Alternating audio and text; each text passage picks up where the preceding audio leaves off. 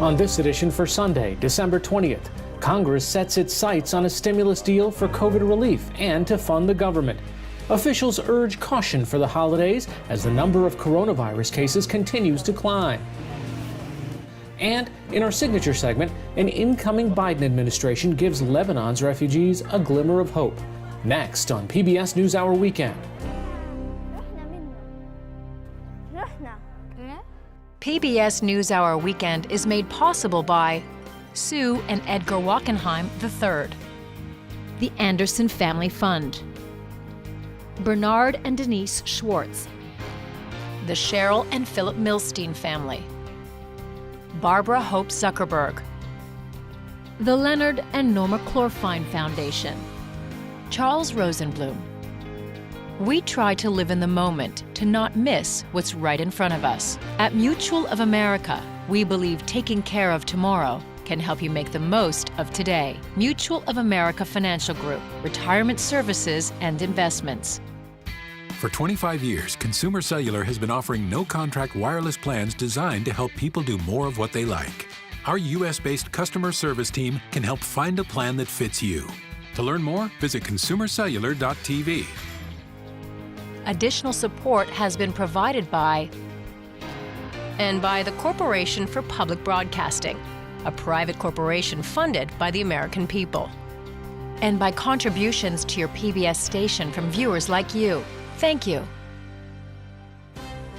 Good evening and thank you for joining us. Congress is continuing to try to reach agreement on spending and stimulus legislation that will fund the federal government and add $900 billion in new COVID-19 relief aid as of late this afternoon. Months of wrangling led to stopgap funding on Friday that kept the federal government open through the weekend. The House and Senate still have until midnight to vote, or another extension will be needed to prevent a partial government shutdown. Mr. President. Majority Leader. The Senate began its Sunday session with Majority Leader Republican Mitch McConnell suggesting language in the bills could be finalized today. We're winnowing down the remaining differences. I believe I can speak for all sides when I say I hope and expect to have a final agreement nailed down in a matter of hours. Democratic Minority Leader Chuck Schumer said the language was still being worked out this afternoon. There are a few issues outstanding, but I'm quite hopeful that we're closing in on an outcome. This morning, Senator Mitt Romney of Utah, one of the members of a bipartisan group that drafted the coronavirus relief bill, was cautious about the timing of a final vote. We came up with a $900 billion roughly proposal. That was picked up by leadership on both sides, and they're working on some additional points, but I think it's going to get done. It'll get done before Christmas. Last night, senators said they had reached a deal on a sticking point that involved the Federal Reserve's expanded lending powers during the pandemic. The current provisions in the COVID-19 relief spending reportedly include $300 billion in small business aid, extended federal unemployment benefits of $300 per week, and direct payments of $600 per person.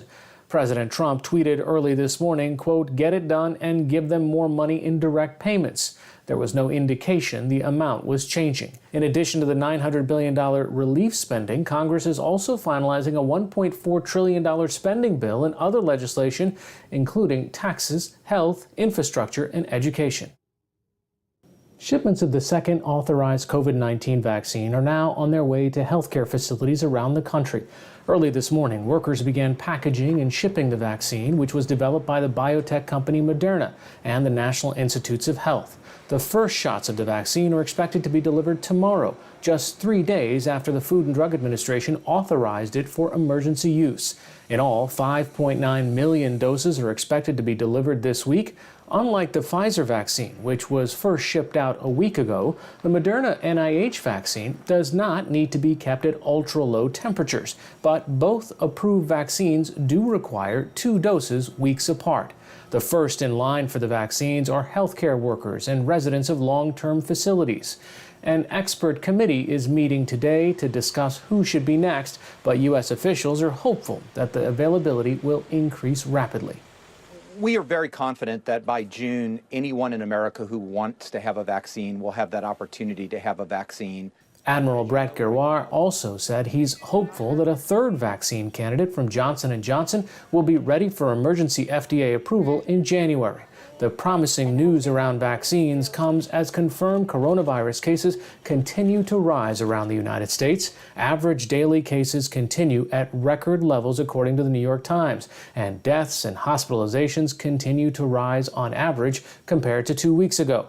The head scientific advisor for the Trump administration's vaccine program said today he expects the spread of the coronavirus to continue to get worse. We still are experiencing the outcome of the Thanksgiving holidays and the gatherings, and unfortunately there may be more with the Christmas over the Christmas holiday. So there will be a continuing surge. Exactly what the numbers may be, I don't know, but unfortunately they're going to be higher than what they are today. In Europe, several countries, including Germany, Spain, Italy, Belgium, and the Netherlands, have halted flights and trains to the United Kingdom. The new restrictions are to prevent the spread of a new strain of coronavirus that is sweeping across parts of England. It appears to spread more easily, but is not believed to be more dangerous. UK Prime Minister Boris Johnson imposed a strict lockdown to prevent the spread yesterday on London and southeast England. President Trump's re-election campaign is asking the U.S. Supreme Court to overturn 3 Pennsylvania state Supreme Court decisions in another attempt to change the presidential vote, which he lost. The filing today seeks to overturn the Pennsylvania court's rulings against Trump campaign challenges to mail-in ballots and alleges the court violated the constitutional rights of the Pennsylvania legislature to choose electors. Pennsylvania's Electoral College votes for President-elect Joe Biden have been certified. The filing asks the Supreme Court to fast-track a decision. The U.S. Supreme Court receives thousands of similar review requests every year and usually accepts fewer than 150. In the Himalayan country of Nepal, the parliament was dissolved today, a sudden move that pushes this multi-party democracy into political turmoil. General elections are set for this spring, more than a year ahead of schedule. Prime Minister KP Sharma Oli has been in power since his Nepal Communist Party won elections 3 years ago. He led an alliance with former Maoist rebels. The power-sharing agreement has become an obstacle. The political upheaval comes as the country battles the coronavirus and as it has increasingly found itself in the middle of geopolitical battles between traditional partner India and China. For more national and international news, visit pbs.org/newshour. 1 month from today, President-elect Joe Biden will be sworn in as the country's 46th president.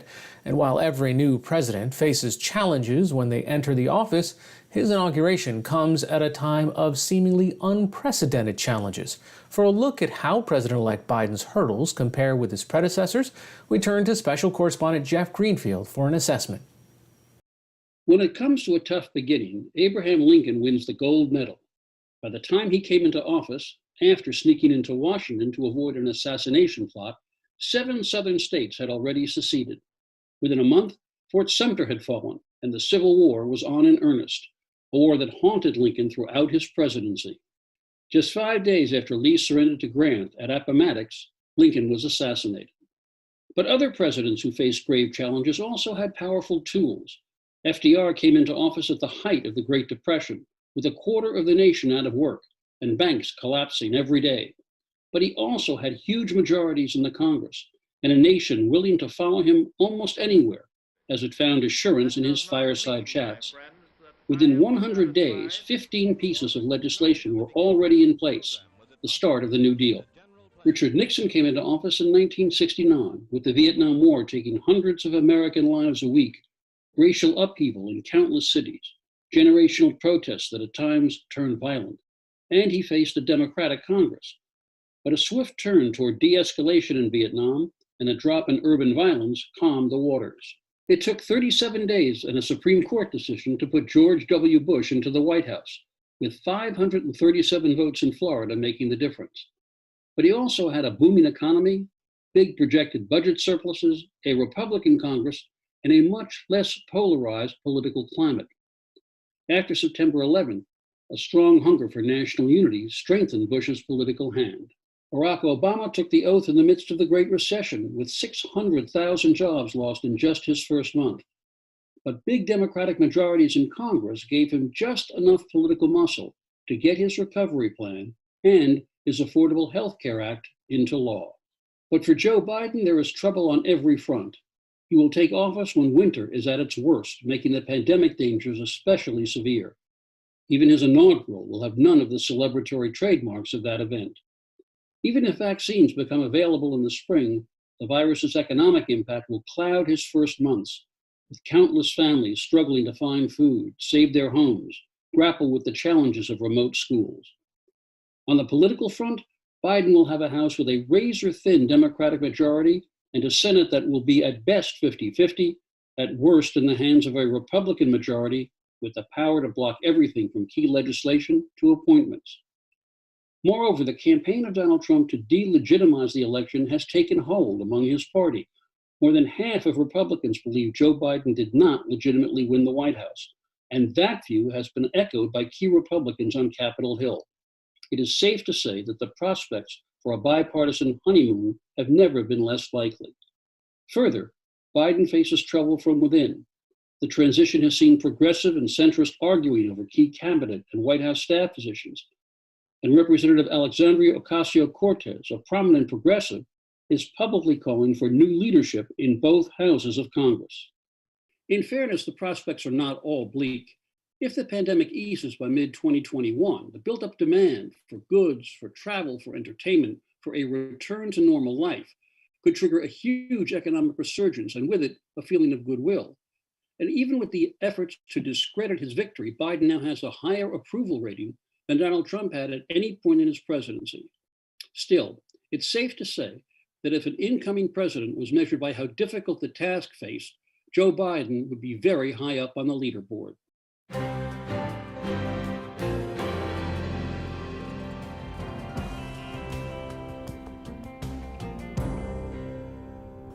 The United Nations Relief and Works Agency for Palestinian Refugees, or UNRWA, says more than 470,000 refugees are living in Lebanon. Most of them have been there for generations. The agency helps provide social services, healthcare, and education to more than 5.5 million registered Palestinian refugees in the Middle East. Until it pulled its funding in 2018, the United States had been the largest single donor. Now, some of Lebanon's Palestinian refugees are holding out hope that a Biden administration might reverse course. NewsHour Weekend Special Correspondent Layla Milana Allen has more. It's 8 a.m. and the clinic waiting room is already packed in Burj al-Barajna camp in West Beirut. Rola has 3 children under 12. She's here to get medicine for her 2-year-old son's flu. The clinic and drugs are provided for free by UNRWA, the UN organization that funds aid for Palestinian refugees like Rola. But recently, she's seen the services start to deteriorate. Life is difficult here. Now it's gotten more difficult. UNRWA used to be better before. Its services have gone down a lot. It's not just healthcare. Food aid has reduced, and other services are being restricted. UNRWA simply doesn't have the money to keep funding them. We're not living like human beings. There are no human rights. My children are little now. I don't know what tomorrow holds for them. Palestinian refugees here don't have citizens' rights. They can't use normal state services and face restrictions on working and owning property. Many refugees around the world are similarly constrained. But the difference is that this situation isn't temporary. Many of these families have been here for 70 years. There are more than 450,000 Palestinian refugees living in Lebanon, many of them 4th or 5th generation stateless people. Most of them live in camps like these, which were never meant for long-term use. They've been patched up for decades and are crumbling where they stand. The clinic is the only one in Burj al-Barajna camp. It has 2 doctors serving 23,000 people. They each see up to 75 patients a day.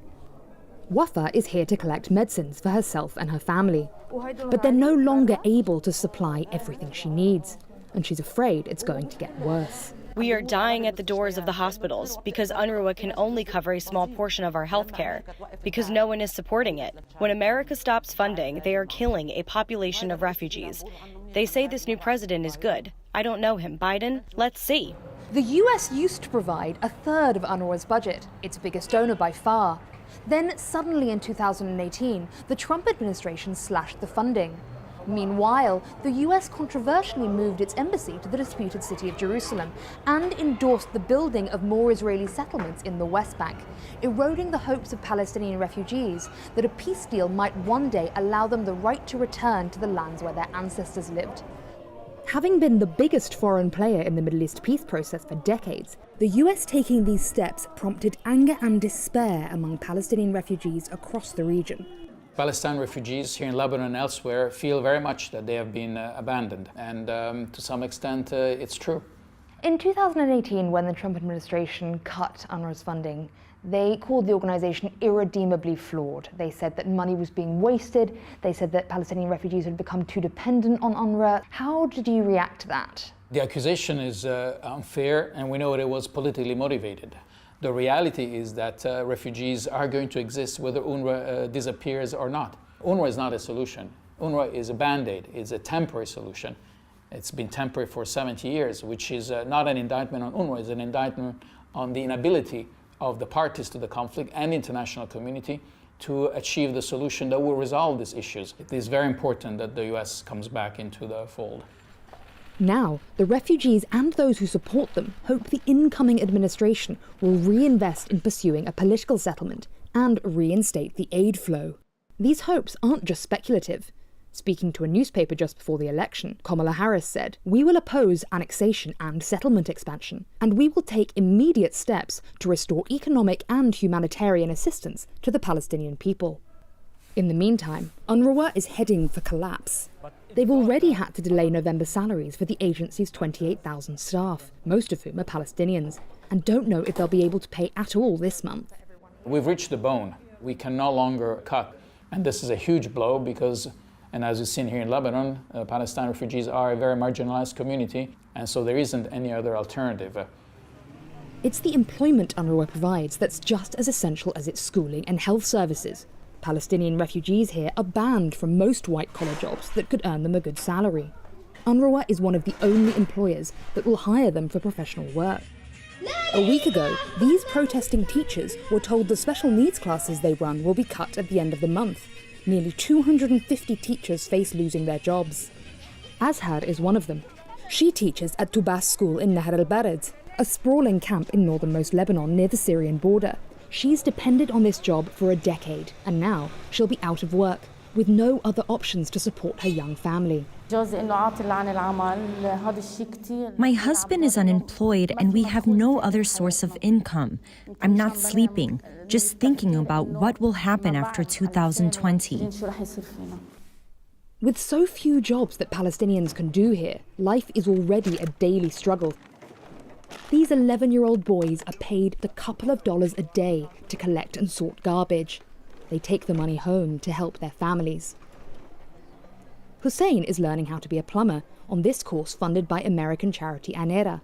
He'll earn about $150 a month while training, practicing on homes in the camp. It's a skill that offers a chance of regular work, and that's all he can hope for, he says. There's a lot of young men in the camps who are in a bad situation. There weren't many opportunities. There isn't much work.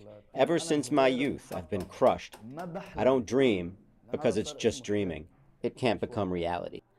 But when 10-year-old Mais walks to school every day, she isn't thinking about what she can't do, but what she can.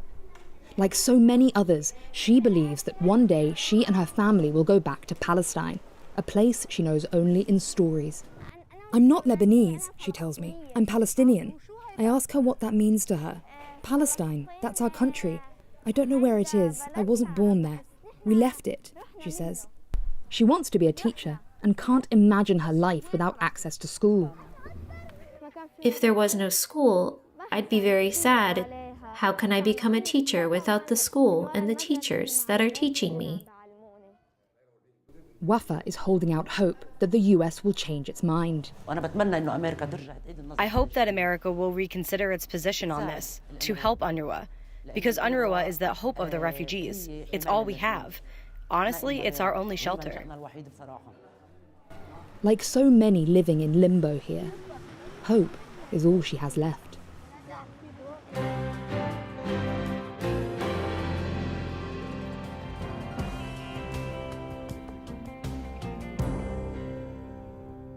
As vaccines roll out across the country, frontline healthcare workers are among the first to receive the COVID-19 protection. One of them is Dr. Alexis Langsfeld, a New York physician we've spoken with several times since the pandemic began. Special correspondent Carla Morthy checked in with her about the vaccination and the continuing coronavirus pandemic. Back in March, healthcare workers were bracing for the first surge of coronavirus cases in the United States. New York City was the epicenter, where Dr. Alexis Langsfeld works as an emergency room physician. They're ramping up supplies as fast as they possibly can. Her biggest concern then was the lack of personal protective equipment. Even by the end of every shift, we're out of gowns, or we're out of bleach wipes, we're out of all of the things that we need. So with the lack of personal protective equipment and with the worst of the disease still to come, knowing that everything is, we're just at the beginning of that steep incline. It's very scary. I'm afraid of not coming home to my kids and my husband, and I'm afraid of them getting it and me not being with them. To keep them safe, Dr. Langsfeld worked for weeks at a time, separated from her family. I can tell them that I'm going to do the very best to protect myself, and that I have to do what has to be done because people need my help. But I can't really promise them it's all going to be okay. A month later, PPE supplies were beginning to be more available. Lockdown measures were in effect in many states, and the curve was beginning to flatten. And all of our doctors and But when we spoke to Dr. Langsfeld in late April, she worried about the new shape the battlefield was taking. Now everyone's saying, oh, look, it's slowing down, it's getting better, it's getting better. But our tremendous fear is that this is not one curve up and down that we're trying to flatten, but that we're actually going to see a sine wave. And that sine wave is just going to be a tremendous load on all the healthcare providers. Fast forward to December. A record number of cases is now sweeping across the country. But while healthcare workers have continued to fight the disease on the front line, an army of scientists and researchers had been racing to develop a COVID-19 vaccine. And this past week, the first vaccinations in the United States were administered to frontline healthcare workers. This past Thursday, Dr. Langsfeld also received the vaccine. So here's my injection site. You can't even see it. I always feel like I don't want a Band-Aid because a Band-Aid coming off to me normally hurts more than the actual shot. So it was pretty benign. And now that you have the vaccine, are you as concerned about the safety of your family? I mean, I know you spent weeks away from them just to stay separated. With getting the vaccine, there is this piece of me that feels like, oh, I'm much more likely to come home. I mean, not that at this point I really feel like my life is at risk when I drive away. But getting toward a place where it's safer for me is really wonderful. When we first spoke in March, it was about flattening the curve, and then when we talked again, it was about this sine wave and the long haul and the toll that was going to have on healthcare workers. Where do you see us now? I hope that over time, the vaccine will be able to help us to develop a herd immunity through the vaccine that will be able to flatten us out for real, and give us a real sense of security where we can go back to a more normal existence. But this is like the ray of hope. I don't yet feel like we're at the point where we can take the big sigh out. It's crazy all over the country. There are so many people sick and dying. There are full hospitals, and there are healthcare workers that are overwhelmed. And the fatigue that people are starting to feel psychologically is not being felt by the virus. The virus is just as strong and is just as aggressive and maybe you could say that there aren't the same proportions of people ending up in the ICU as there were at the very beginning. But, no one can get tired of social distancing right now. Nobody can get lazy. And so the place where I saw that I could intervene to stop the spread was to get vaccinated. What was it like getting the vaccine? I walked in, it was quick. Everybody was in a great mood. And I got a nice little sticker that said I got vaccinated. And it feels like a really good day.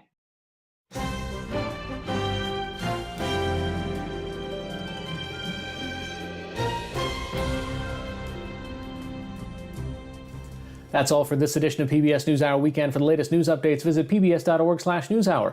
I'm Hari Sreenivasan. Thanks for watching. Stay healthy and have a good night.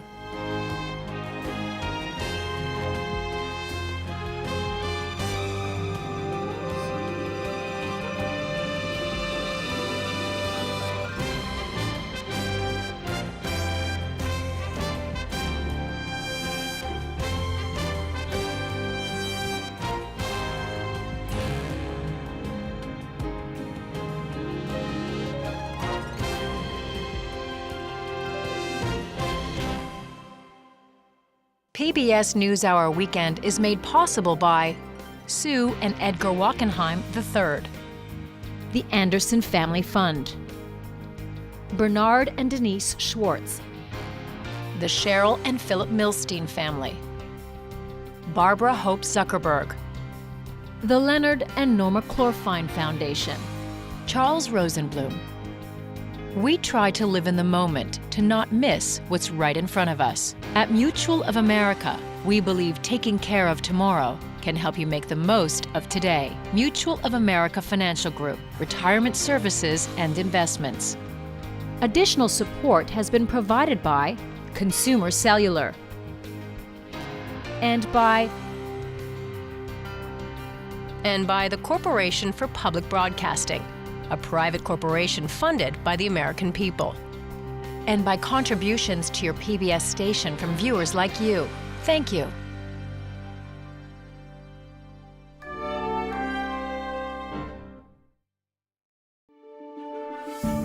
You're watching PBS.